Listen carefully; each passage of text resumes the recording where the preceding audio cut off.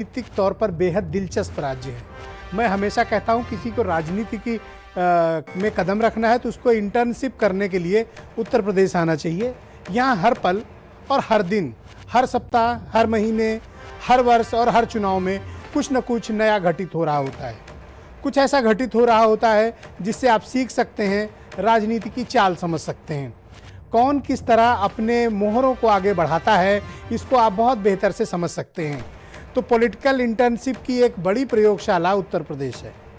ऐसा मैं आज इसलिए कह पा रहा हूं क्योंकि उत्तर प्रदेश में एमएलसी की 12 सीटें रिक्त हुई हैं।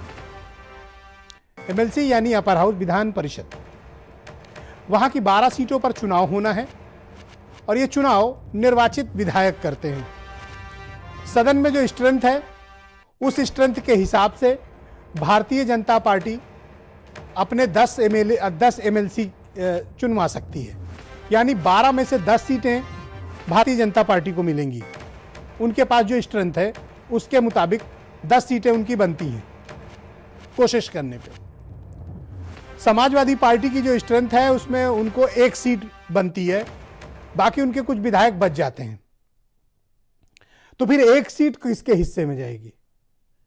क्योंकि एक एमएलसी निर्वाचित करने के लिए 32 विधायकों के वोट की आवश्यकता होती है। अगर चुनाव हुआ तो प्रथम वरीयता के हिसाब से 32 एमएलए का अगर आपके पास वोट हासिल है तो एमएलसी बन सकते हैं। समाजवादी पार्टी के पास 48 एमएलए हैं, यानी 32 एक चुनवाने के बाद उनके पास 16 बच जाते हैं। भारतीय जनता पार्टी के पास 309 एमएलए हैं। इस हिसाब से 9 तो वो ऑफिशियली चुन सकते हैं, लेकिन उसके बाद उनके पास तकरीबन कुछ और एमएलए बचेंगे जिनको वो बाकी एक अगली सीट पर इस्तेमाल कर सकते हैं। तो Congress, Bahujan Samaj party, independent, SBSP, ये सब मिलेंगे तो क्या होगा? वैसे उम्मीद जताई जा रही थी और जिस प्रकार मायावती ने तेवर दिखाए थे राज्यसभा के चुनाव के दौरान, राज्यसभा की 1 सीट मायावती को मिल गई थी कर्टसी भारतीय जनता पार्टी। इसलिए अखिलेश यादव ने एक कदम आगे बढ़ते हुए एक आक्रामक रणनीति बनाई। यह आक्रामक रणनीति उन्होंने राज्यसभा के चुनाव में भी बनाई थी, लेकिन लास्ट आवर में प्रत्याशी की गलती या फिर राजनीतिक कारणों से राज्यसभा की वो सीट समाजवादी पार्टी के हाथ से स्लिप करके बहुजन समाज पार्टी को मिल गई। तो अब एमएलसी के चुनाव में नया मुकाबला है। दिलचस्प बात क्या है कि समाजवादी पार्टी के पास इतनी स्ट्रेंथ नहीं है कि वो प्रथम वरीयता में दोनों अपनी सीट निकलवा पाए। इसके लिए उनको कम से कम 64 से 65 एमएलए चाहिए। हैं कितने उनके पास? 48।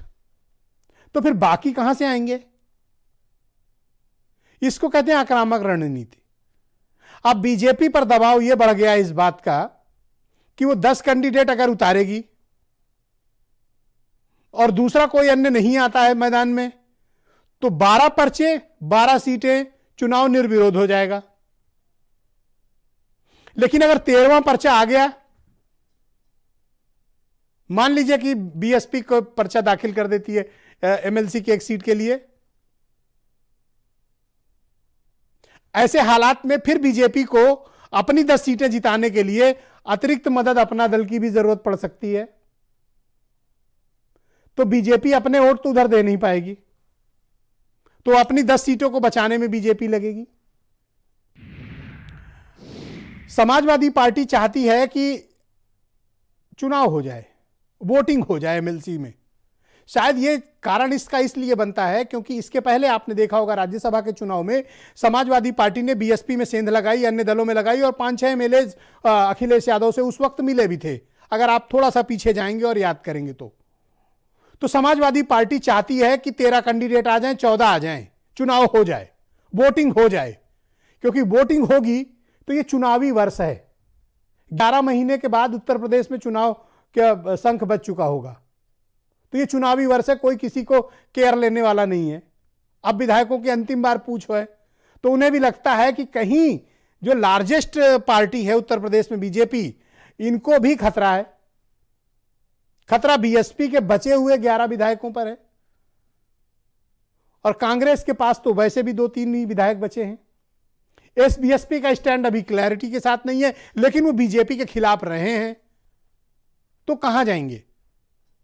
तो इसी को कहते हैं आक्रामक रणनीति करके राजनीति में ज्यादा से ज्यादा फायदा खींचने की कोशिश करना। समाजवादी पार्टी ने वो किया है। यह मिस एडवेंचर भी हो सकता है, नुकसान भी हो सकता है। ऐसा नहीं कि कैलकुलेटिव है, फायदा सिर्फ सपाई को होगा। अगर विपक्ष की रणनीति बन गई, विपक्ष में मतलब माइनस समाजवादी पार्टी, और बीएसपी ने कैंडिडेट उतार दिया और बीजेपी ने उधर से हेल्प मारी, इंडिपेंडेंट साथ आए, एसबीएसपी भी बीएसपी के साथ गई, तो कुछ भी हो सकता है। तो समाजवादी पार्टी के पास सिर्फ एक सीट रह बचेगी, यानी प्रथम वरीयता के मतों से वो एक को जिता सकते हैं, दूसरी सीट फंसेगी। तो अखिलेश यादव की यह चाल, इसमें पॉलिटिकल रिस्क है, नो डाउट अबाउट इट, यह पॉलिटिकल रिस्क है। लेकिन राजनीति में आप तभी आगे बढ़ते हैं जब रिस्क लेते हैं। इस रिस्क में फायदे भी हैं और कई बार नुकसान भी होता है। तो जो लोग ये सोच रहे थे कि मायावती या अखिलेश यादव में दोबारा कोई बातचीत हो सकती है, अखिलेश यादव की इस मूव के बाद वो सभी संभावनाएं लगभग खत्म है। अब बाकी बचा हुआ अपोजिशन माइनस समाजवादी पार्टी, उसका अगला मूव क्या होगा? वैसे चर्चा यह है कि बीएसपी ने 2 पर्चे खरीदे हैं। पर्चे खरीदे मतलब नॉमिनेशन पेपर्स लिए हैं सदन से, एमएलसी के कैंडिडेट के नॉमिनेशन फाइल करने के लिए। बट क्या वो आएंगे, इस पर डिपेंड करेगा, क्योंकि बीएसपी के जो 5-6 निकले हैं उसके बाद उनके पास स्ट्रेंथ 10-11 से ज्यादा की नहीं है, और उनमें से भी कितने रहेंगे बीएसपी में, यह सवाल है। तो बीएसपी बाकी बचे हुए तकरीबन 22 से 23 वोट कहां से मैनेज करेगी? इसी स्थिति का फायदा अखिलेश यादव उठाना चाहते हैं। यह जो विपक्ष के साइड असमंजस है और भारतीय जनता पार्टी को अपना किला बचाने की बेचैनी है। बीजेपी चाहती है कि वोटिंग ना हो और यह निर्विरोध चुनाव हो जाए, क्योंकि बीजेपी चुनावी वर्ष में कोई रिस्क लेने के मूड में नहीं दिखती है। तो क्या यह निर्विरोध चुनाव होगा या फिर राज्यसभा स्टाइल में कुछ वोटिंग होगी या कुछ होगा? इसमें यह बेहद दिलचस्प बात है। इसलिए मैं कहता हूं कि उत्तर प्रदेश की राजनीति से हमेशा सीखना चाहिए। यहां कुछ ना कुछ नया, करिश्माई और कई बार बहुत रहस्यमय चीजें घट रही होती हैं, और हम सब उसके साक्षी हैं और देख रहे हैं। यह ज्यादा इंपॉर्टेंट बात है। कुछ बयान सुनिए। तो समाजवादी पार्टी ही नेतृत्व तो बता सकता है कि उनके पास वोट नहीं है, तो कहाँ से वोट लाएंगे वो, क्या उनकी रणनीति है, इस पे तो वही प्रकाश डाल सकते हैं। इस तौर पे राजनीतिक, जब विधायक बुलाए गए तो राजनीतिक बातों पे चर्चा होगी, और मुझे ऐसा लगता है इलेक्शन भी एक चीज़ है, तो ये पार्टी नेतृत्व तो बताएगा अभी कि हमको क्या करना है।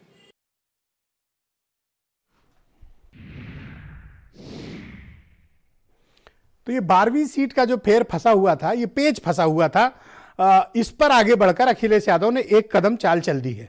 दरअसल बीजेपी ये सोच रही थी कि ऑस्पिशियस डेज, यानी अच्छे दिन जो आते हैं वो मकर संक्रांति के आसपास से जो शुरू होते हैं, तो हम उन दिनों में अपने प्रत्याशी घोषित करेंगे।